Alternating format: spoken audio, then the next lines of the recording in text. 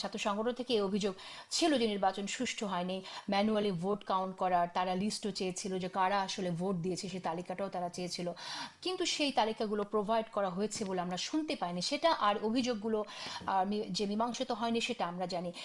তদন্তটা আসলে শেষ পর্যন্ত কতটুকু হয়েছে আপনার কাছে, আমি এটা আদৌ সেটা মানে আপনার কাছে কি মনে হয় যে তদন্তটা ঠিক মতো করা হয়েছিল কিনা সেটা একটু শুনতে চাই আমি আপনার কাছে। পাশাপাশি আপনি যকসু নির্বাচনে আপনার যদি আপনি কিভাবে দেখছেন সে মন্তব্যটা শুনবো প্রথম। ঢাকা বিশ্ববিদ্যালয়ে যে ছাত্র সংসদ নির্বাচনটি হলো, সেই নির্বাচনটিতে আহ, যকসুর বিষয়ে আমি একেবারে আপ টু ডেট সব খবর জানি না, কিন্তু ঢাকা বিশ্ববিদ্যালয়ের ক্ষেত্রে অনেকগুলো অসঙ্গতি দেখা গিয়েছিল এবং সেগুলো আমরা আসলে রাত 8টার মধ্যেই সেই অসঙ্গতিগুলো নিয়ে প্রেস কনফারেন্স করেছিলাম। কিন্তু যদিও কিনা ওই প্রেস কনফারেন্সের খবর যারা ছেপেছেন তারা ফটোকার্ড বানিয়েছিলেন যে সব ঠিক হয়েছে এরকম কিছু একটা আমরা বলেছি। কিন্তু আমাদের মূল বক্তব্যটাই ছিল এরকম যে অনেক অংশগ্রহণমূলক ছিল, যেটা আমার ধারণা জকসুতে বোধহয় আরেকটু কম হয়েছে, দেখলাম 66% টার্ন আউট হয়েছে। আর ডাকসুতে তার চেয়ে বেশি ছিল, বিশেষ করে ছেলেদের হলগুলোতে অনেক বেশি ছিল, মেয়েদের হলগুলোতে কম ছিল। কিন্তু অসঙ্গতিগুলো যেগুলো হয়েছে সেগুলো কোনোটাই অনিবারণযোগ্য ছিল না বলে আমরা মনে করি। এবং আমরা নির্বাচনের আহ, 2.5 সপ্তাহ আগে থেকে প্রায়ই আমরা বসতাম এবং আমরা নির্বাচন কমিশনের সাথে বসেছি, আমরা একাধিক প্রেস কনফারেন্স করেছি, কিন্তু ওই জিনিসগুলো নিবারণ করা হয়নি। এবং তার ফলশ্রুতিতে এই যে প্রশ্নগুলো, যেটার কথা সাইদও বলছেন, যে যে প্রশ্নগুলো উত্থাপন করার সুযোগ তৈরি হচ্ছে, সেগুলোর অনেকটা দায় কিন্তু প্রশাসনের উপরেও আছে, যারা এটা নির্বাচনটি পরিচালনা করছেন। আর জাহাঙ্গীরনগর বিশ্ববিদ্যালয়ে তো সেটার একটা ভয়াবহ রূপ আমরা দেখেছি, যেখানে এই নির্বাচনে কাজ করতে গিয়ে আমাদের একজন সহকর্মী, তিনি মানে তিনি প্রাণ হারিয়েছেন। এবং এই যে একটা লম্বা প্রসেসের মধ্যে দিয়ে গেছে, যার মধ্যে প্রচুর ঝামেলা হয়েছে এবং তা নিয়ে এত ধরনের প্রশ্ন উত্থাপিত হয়েছে, সেগুলোকে আসলে কেন এগুলোকে নিয়ে আমরা কথা বলছি, সেটা একটা এইটা বলতে চাই যে ধরেন আজকে থেকে আর 1 মাস কয়েকদিনের মধ্যে আমাদের ত্রয়োদশ জাতীয় সংসদ ইলেকশন।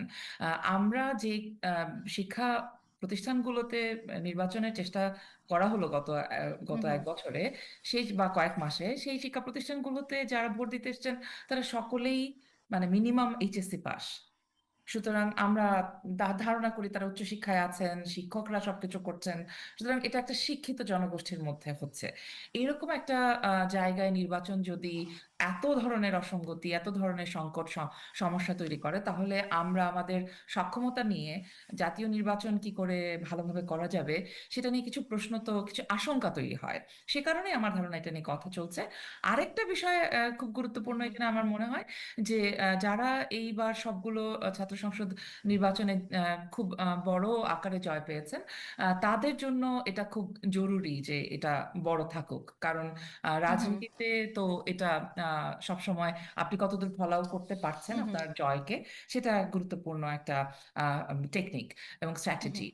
শেষ করতে চাই এই কথাটা বলে, আপনি জিজ্ঞেস করেছেন যে ওই সময়কার ওগুলো তদন্ত হয়েছে কিনা।